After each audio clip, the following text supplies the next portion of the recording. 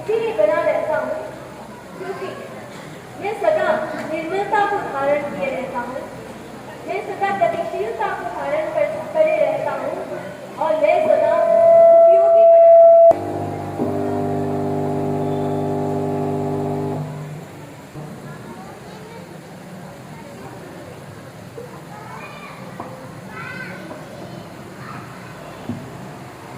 जब पानी का बहाव होता है, अगर नीचे मिट्टी रहती है तो वह पानी के साथ वह पानी के साथ मिट्टी नहीं छूटती, अर्थात वह पानी का भाव क्या करता चला जाता है, साफ करता चला जाता, अपने साथ कभी मिक्स नहीं होता। दूसरा उसने बोला गतिशीलता, यानी बीच में अगर पत्थर कंकड़ कुछ भी आ जाए वह कभी उससे रुकता नहीं है, वह सदा उसको पार करके आगे बढ़ता। तीसरा कारण उसने बताया उपयोगिता, अर्थात वह सदैव सबकी प्यास बुझाता है। आप देखते होंगे अगर आपको शिकंजी दिया जाए, शरबत दिया जाए, लेकिन आपको याद किसकी आती है सबसे पहले, पानी की। जो तृप्ति पानी में मिलती है वो शायद आपको शिकंजी या शरबत में नहीं मिलती। तो उसने ये 3 कारण बताए, अर्थात कहने का तात्पर्य ये है कि हमारा जीवन भी, हमें क्या होता है, हम कभी निर्मलता को नहीं धारण करते, अर्थात कभी कषाय उद्युक्त होते हैं, कभी किसी ने कुछ कह दिया और हमारे अंदर क्या हो गया, गुस्सा आ गया कि मैं तो इसका बदला लेके छोड़ूंगा, यानी हमारी आत्मा क्या हुई, मलिन हुई, निर्मलता नहीं।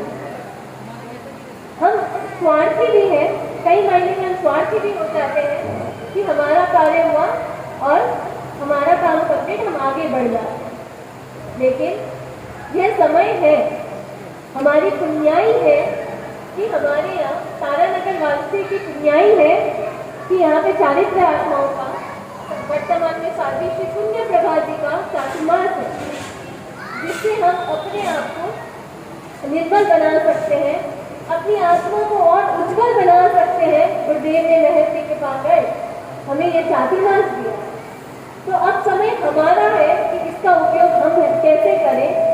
एक अच्छे साधिका है जिनके चरणों में रहकर हम सदैव अपना उज्जवल कर सकते हैं भविष्य, अपनी आत्मा को पवित्र कर सकते हैं। लेकिन हम सोचते हैं क्या कल जाएंगे, कल करेंगे, लेकिन समय ये बीत जाएगा। सोचो प्रातः आज दिवस में महावीर बन कर रेणो, सोचो प्रातः आज दिवस में महावीर बन कर रेणो, सुख दुखरी सारी स्थितियाँ में समता धारा में बहनो, समता धारा में बहनो। पीड़ अवसर पर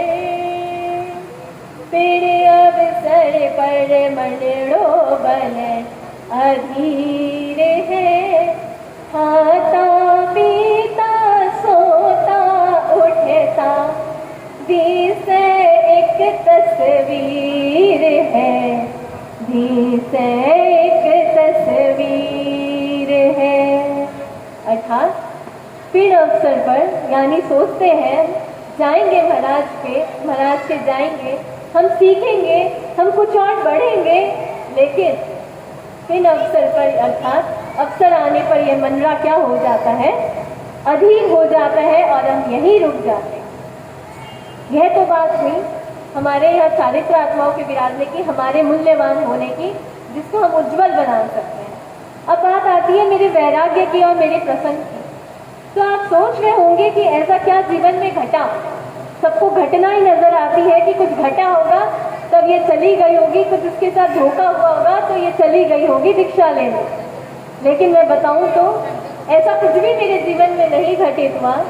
कुछ पूर्व जन्म के संस्कार मेरे अंदर थे, कुछ संयोगक्षम हुआ और मुझे निमित्त मिला मुनि श्री आलोक कुमार जी स्वामी का, जिनका चातुर्मास हमारे क्षेत्र में ही था।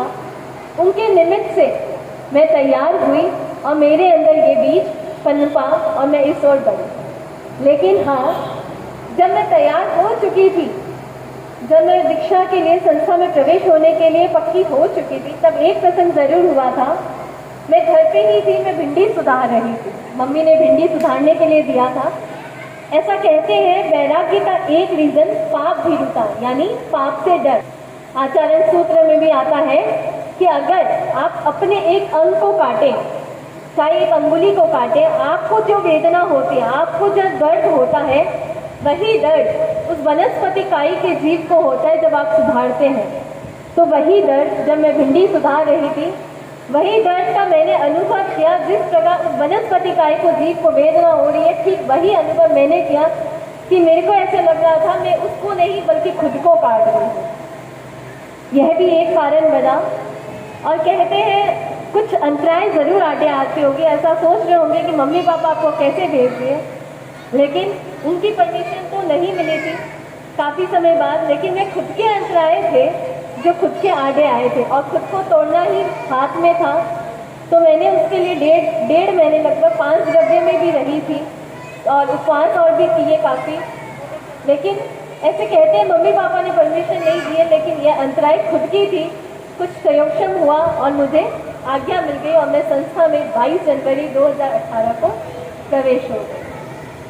मैं कृतज्ञ हूँ आज के दिन कि मुनि श्री आलोक कुमार जी स्वामी के प्रति, जिन्होंने सदैव इस ओर बढ़ने की प्रेरणा दी और मुझे इसके लिए बढ़ाया, इसके लिए प्रस्थान करवाया।